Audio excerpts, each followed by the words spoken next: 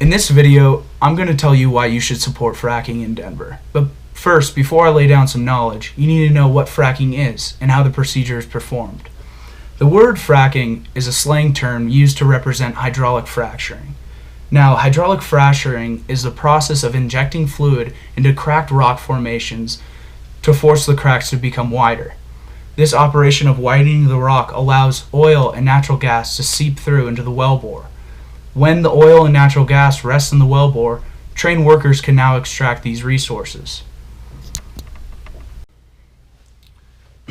Even though this sounds ideal, a large majority of Denver's population does not support fracking. Denver's anti-fracking community argues that fracking economical gains do not outweigh the harm it causes towards the environment. After much research, I can tell you that fracking is producing only positive outcomes towards Denver's prosperity and environment. Fracking generates economic growth while causing minimal harm to the environment. Fracking brings enormous benefits to the city of Denver.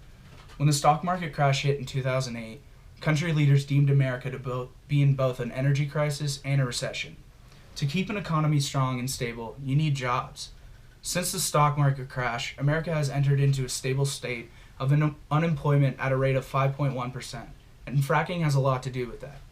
In 2012, the oil and natural gas industry supported 93,500 Colorado jobs and $3.2 billion in wages, twice the average wage of all Colorado industries. By 2025, total jobs are expected to grow more than 42,000, and income is expected to grow by an outstanding 3.3% per year. Jobs are an important aspect to keep Denver's economy stable, especially with economists predicting a crash in the near future that can be compared to the 2008 crash. Another aspect needed to keep an economy stable is investing back into the community through education and amenities.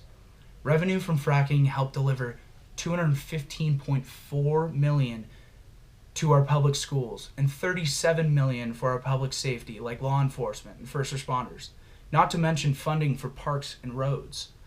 By investing back into the community, fracking gives people hope that our economy is going to prosper for many years. Now, you might be wondering, how is fracking harmless towards the environment? In the past, fracking has been under scrutiny due to problems such as affecting our water and health. Yes, fracking has caused problems, but the procedure is not to blame. However, the economy is. And now back to the crash of 2008. In 2008, oil and natural gas were in such a great demand that it rose gas prices to a record high. In order to lower the price of gas, companies focused more and more on fracking. This, however, caused problems.